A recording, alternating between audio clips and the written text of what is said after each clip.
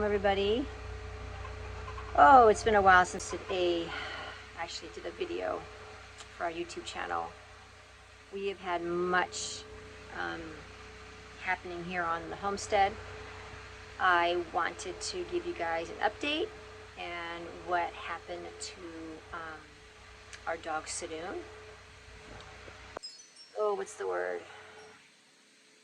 I don't want to say trauma, but it was a trauma for me and for Serun here at the homestead. So if you are currently following me on Facebook and you're in my Zeffie's Homestead group on Facebook, you will be seeing updates and the things that I have been sharing a little bit about her recovery and how she's doing.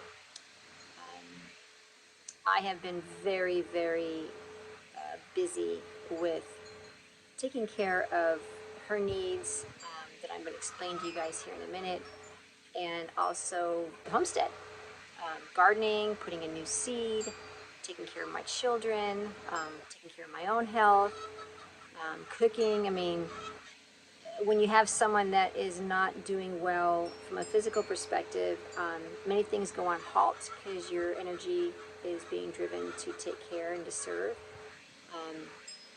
Yet I have to still do other things too that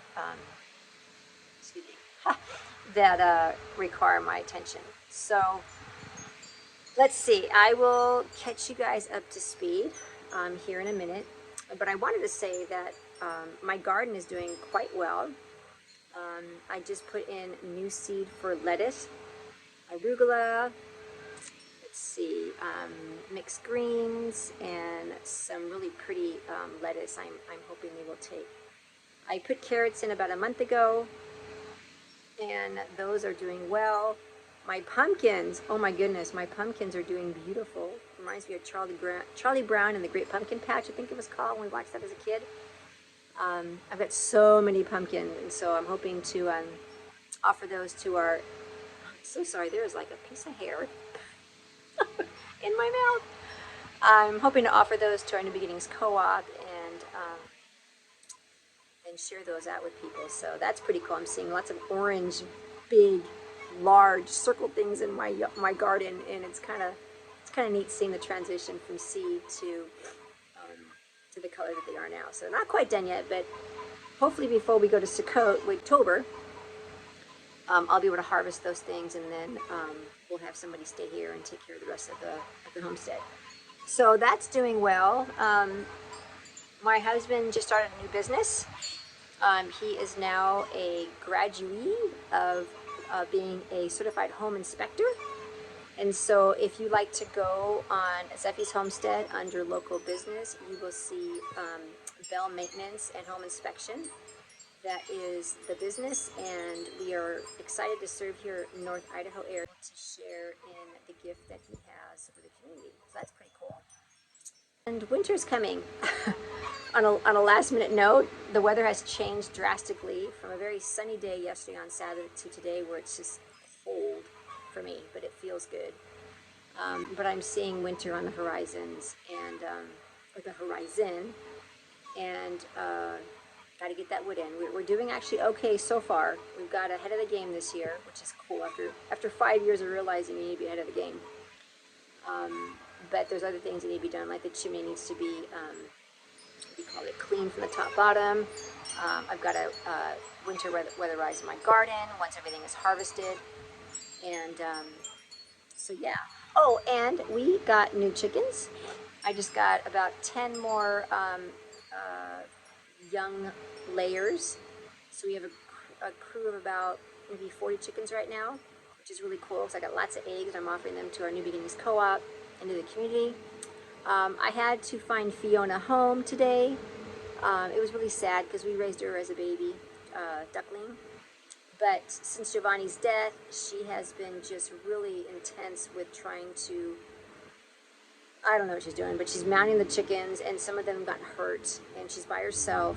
So she is going to a very sweet family that has Muscovy ducks, and she'll have a pond and a pool and lettuce and some fun stuff and be with her own kind. So I'm very thankful for that. We are getting quail here soon, and apparently we're also getting guineas. Oh, I got rid of my guineas last time, but we'll see. I need to probably talk to my chicken lady and maybe, hey Stephanie, if you're watching right now, I have to talk to you about the guinea hens, but we'll cross that bridge because I may keep them because they're great on board for, you know, insects and bugs and whatnot. But we are getting quail, and I've been enjoying my raw egg in a coffee cup. Okay, so that's what's happening here at Zevi's Homestead. As a little bit of a recap, and I'm going to right now share a little bit about what's been going on with Serun and the latest on her recovery and what happened about a week and a half ago. So here we go. All right, so as you probably wondering, what am I doing in a cage? I will get to that here shortly after I tell a little bit about what happened last Wednesday with our livestock dog, Armenian Gamper Serun. Many of you have seen the YouTube videos I share about her and on Facebook and in my group, and she has been with us since day one, when she was a gift to our family from Armenia, and came here at a very young age. I think at 4 months old we got, and her and I have been through just so much. I mean, she has been my go-to when I've had my stress or anxiety. We had a baby boy pass away 10 years ago, source of love and comfort to me. And I'm so thankful how the Father has allowed his creation in a dog to be part of my life. And what happened really, it's been very emotionally hard for me to go through this journey with her, and not knowing one end from the other if she's going to survive or not. So last Wednesday, I was in the bathtub. It was a Sunday night. No, it was a Wednesday. Sorry. And needing my Epsom salt with my oils and my candles, like I do once a week, just to chill because I need that time. The magnesium is really good. I heard this whimper outside, and I didn't know exactly what it was. I kind of blew it off because I thought, well, maybe it's like critter, coyote, mountain lion, grizzly bear, who knows what, because we live in the mountains, right? So I went back in the bath and starting to just relax and chill, and I heard it again. And I'm like, what is that noise? I thought maybe it's Serun, but I thought, I'm not too sure because I don't think she whimpered like that. Or maybe I just didn't think she would or not or what. And so that was about 10, maybe 10-ish. About 10:30, my daughter comes up the stairs and says, Mama, I hear that same noise. It's really close to the house. Her window, my daughter's window is right there on the fenced property where Serun sleeps and when we have our chickens in our garden. And so I'm like, I don't know. I go, what do you think that is? She's like, I think it's a baby wolf or a baby coyote. And I was like, oh, maybe. I mean, you never know. We live here in North Idaho where there's a lot of critters. And lately, as a couple of days ago, there's been a pack of coyotes coming down the mountain and just creating havoc with some of the owners up here and their dogs and such. So I didn't pass it by me that it could have been that. Well, as I was walking down the steps to go outside, I was like, no, that's Serun. So I walked outside. It was dark, and I went to her dog house, and I'm like, hey, girl, how you doing? And I'm like, come on, you can come on. And she came out faithfully. She always would. And a little slow, but I didn't think anything of it because I couldn't see very well. I just saw her shadow in her body next to mine, but I didn't know if there was an injury or if something was wrong. She walked into my daughter's bedroom, and she did not look good from the back end. I'm like, what is up? She looked very bloated and very uncomfortable. Well, she immediately turned around and she lay down in the hallway, where she normally comes in at nighttime when she wants. Normally livestock dogs stay outside, but sometimes we let her in, and she will or she won't. And within seconds, you guys, her stomach started to expand. I mean, it was like if you took a balloon and you put it in your mouth and you blew it, and the balloon just got bigger and bigger and bigger. That's exactly what happened. And her mouth started to close shut, and I was like, oh my gosh, what's going on? My husband was asleep. This is about 10:30-ish. My husband was asleep, and I ran upstairs to call him, and he bolts out of bed. And I'm like, I don't know what's going on. What is this? Because honestly, I did not know. So I called my neighbor. She has horses, and she's also a breeder. And I asked her to come up and take a look at, and she's like, bring her to the vet now. Her intestines are probably twisted for her stomach. I was like, what the heck? I don't even know the medical name for it, honestly. I don't even know what it's even called. And so now she's 130 to 40 pounds, good weight. Okay, now put another 10 pounds on that because she was so bloated. It took all four of us, my son, my husband, me, and my neighbor, to wrap her up like a tortilla, like a big old taco. She was the meat inside, and the blanket was the taco shell, and put her in the back of my car. Everything happened in seconds. Like, it was so quick what happened. I was a mess that whole night. My husband and my son went to the vet. I called him. He met my husband at the clinic, and by 11 o'clock, she had surgery. And prior to that, when they got to the vet, my husband and my son, she already turned blue. Her lips were blue, her tongue was blue, and she was already at death's door. She wasn't going to survive. And my husband didn't tell me that quite yet until I got to the vet that evening. And the doctor, when my son and my husband were there, the doctor took a needle and he popped her stomach, and 2-gallon bucketfuls of fluid came out of her gut stomach.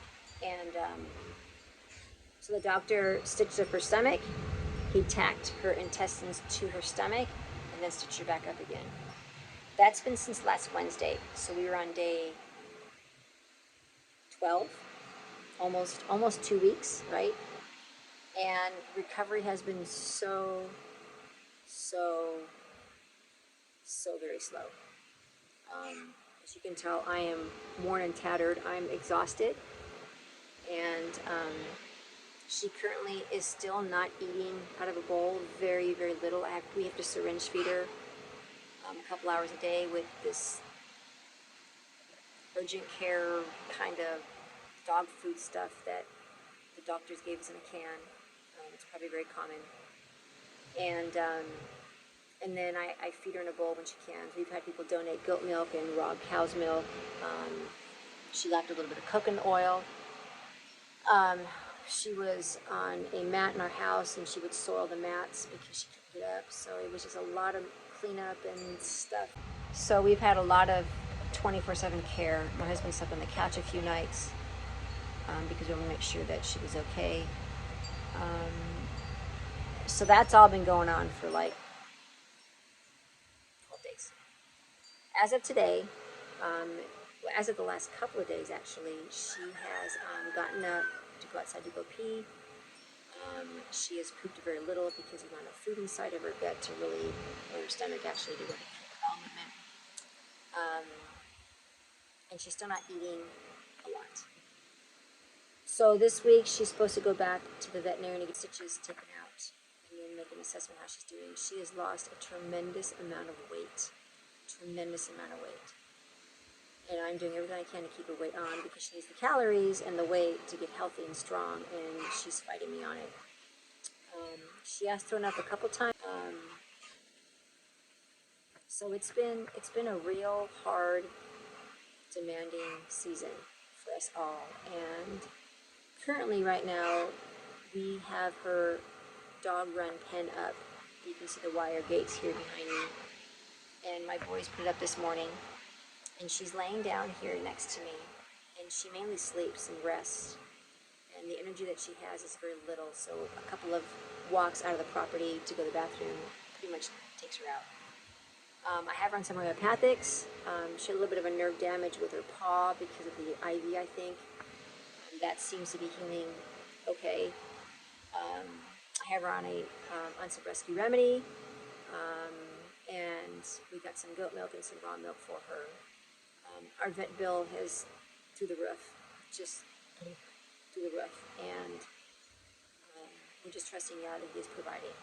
She wants to eat grass, which is very common for animals when they're not feeling well. So I'm thinking about maybe getting her some greens or chlorella or spirulina. She used to eat those all the time when she was young, little tablets that I had from this organic spirulina chlorella place. And just giving her a lot of love, petting and praying for her and speaking life, and I'm really trying hard not to be anxious and fearful around her, and trusting that God knows my heart. So I will show you how she is doing. We have a lot of layers on her right now because she's very thin and I don't want to be cold, but she wants to be outside in her own environment, which I'm okay with that. So let me show you what she looks like. So this is my girl. There she is. We put a hoodie on her to keep her warm because she's outside and I don't want her to catch a cold. Her temperature was a little low last couple of days. And this is her stitch down here. It's pretty early. It's a long stitch. This looks a little bit irritated, so I put some colloidal silver on there and